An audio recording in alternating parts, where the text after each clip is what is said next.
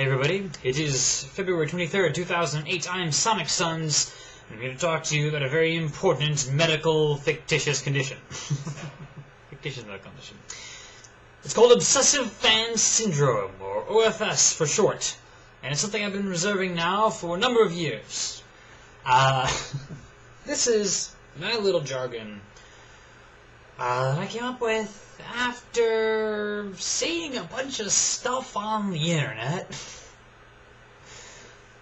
And what I found is, alright, with any big franchise, this applies to so many different things. This applies to, say, Star Wars. This applies to, like, the Halo games, very popular. This applies to Lord of the Rings, both the books and the movies and related merchandise and whatever. This applies to The Legend of Zelda.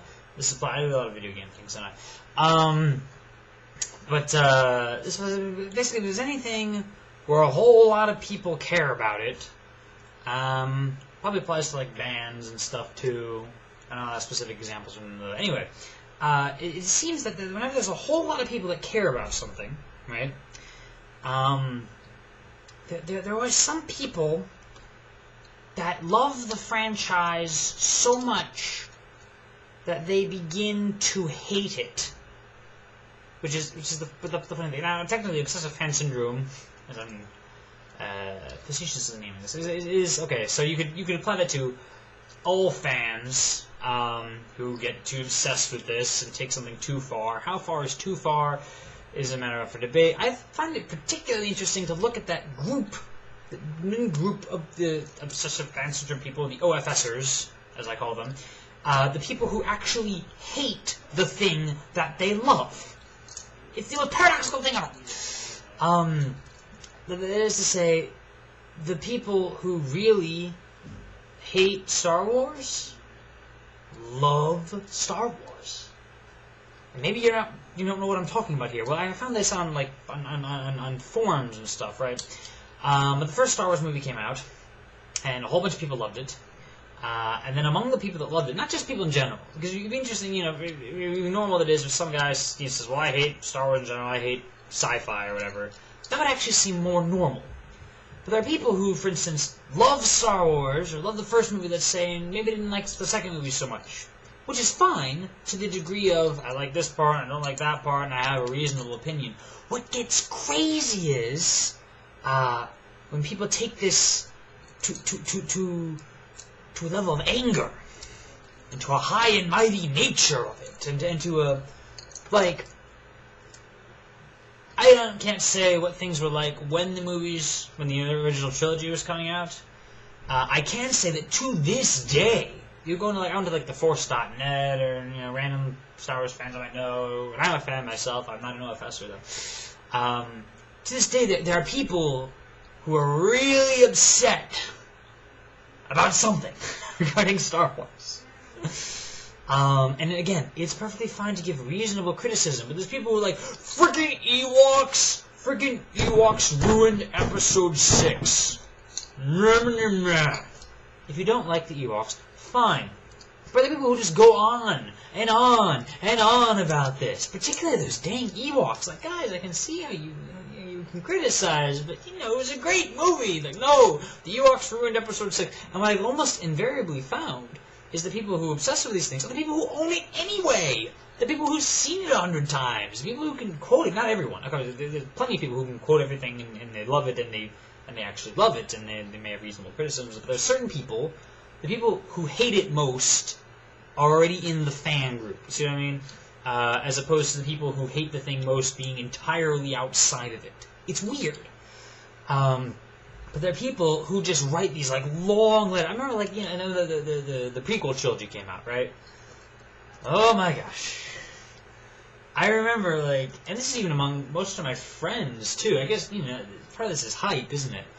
All waiting for Episode 1 to come out, and then we all saw it, and then almost everyone I knew, or at least 70% of the people I knew, all complained about it. And they were like, oh, well, the droids were obviously a replacement for stormtroopers, and someone told me that, Jar Jar was obviously supposed to be like Han Solo. I was like, what the freak are you talking about? And then all these people I knew, complain one way or the other about this movie. And then you know what? they all bought the DVD anyway. We've all seen it several times, even though all the things we complained about. And we all bought episodes 2 and 3 also, despite all the... Because remember when episode 3 came out and I was browsing the forums, theforce.net particularly. And some people liked it, and some people didn't like it, and they were reasonable about it. And some people were like, "You, Lucas! Make you!" I'm bleeping myself, of course. You know, accusing him of selling out, accusing him of screwing things up, accusing him of being a moron, accusing him... Like, Lucas is in a horrible position here. I keep talking about Star Wars. Again, this applies to practically everything in existence, for which there's a large continuing franchise. Like, if Lucas, you know, makes a lot of money on Star Wars, and a Star Wars movie, or the certain people, are going to be all like, "Oh, yeah, you see that? He made a terrible movie." No, I know it's a terrible movie because he made lots of money, and he made money because he sold out to the corporate interests, and he did it in a way that wasn't good and artistic, and he abandoned artistic integrity, and therefore it was a bad movie. But the opposite thing, if he doesn't make a lot of money, if he barely scrapes by, or if he just loses money or whatever, it'd be like, "Frick you, Lucas, you made a bad movie." And you know how I know it's a bad movie? It's because it made no money at all, and no one saw it, because everyone knows it's a piece of crap. It's just like one way or the other. These people are going to complain. Same thing with special effects. If he uses a lot of special effects, "Frick you, Lucas, you spent it just on special effects, and you have, you know, you didn't think about the story or whatever." You know, the legitimate criticisms. Lucas himself has criticized his dialogue, and so have all his actors.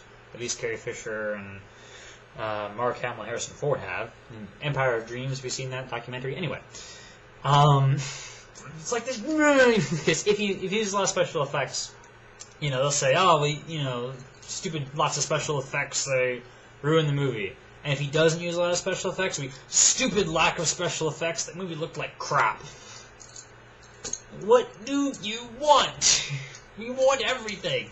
You wouldn't believe all the anger that came about because of the special edition that came out. The 20th anniversary of Star Wars. 20th, right? Whatever. Yeah, and he re-released it in VHS, and he released it, and it had some new scenes and some new special effects and stuff. And there's certain reasons to criticize this. I, for one, don't understand how the whole Han Greedo thing worked. I mean, how could Greedo physically miss from 2 feet away? Oh, okay, I can see how you could criticize that. Yeah. And particularly the fact that once the special edition came out, it became impossible, in fact, it became extremely hard, to find the old editions. I mean, they just weren't for sale anymore. You had to find someone who had bought it before the special edition had come out. And so I think, you know, at the very least, Lucas should have kept the old edition on the market. You go to his website or something and you could, you know, buy it, you know, special order. I don't know. But some people get absurdly obsessed with all this. And, Lucas, and you ruined the movies, and, you're selling out, no, never giving me a nickel for me again, and, oh my gosh. What are you people all obsessed about? And why are you angry about it? It's a movie. I mean, if it disappoints you, it disappoints you. I've seen disappointing movies. I'm not going to understand. I have so much more respect for the guy who just, like in the episode 3 thing, right? And there was one guy who just said, "Look, it's just a bad movie." He wrote like a serious tone of, why he didn't like it. I disagree with him. I, for one, really loved episode 3, even though I know it's got plenty of flaws, and it's something like Hayao Miyazaki, and I was sick at the time I was watching it. But I still enjoyed it. And this guy didn't enjoy it. Fine. At least you're not writing in all caps! I am typing in all caps because that makes people listen to me.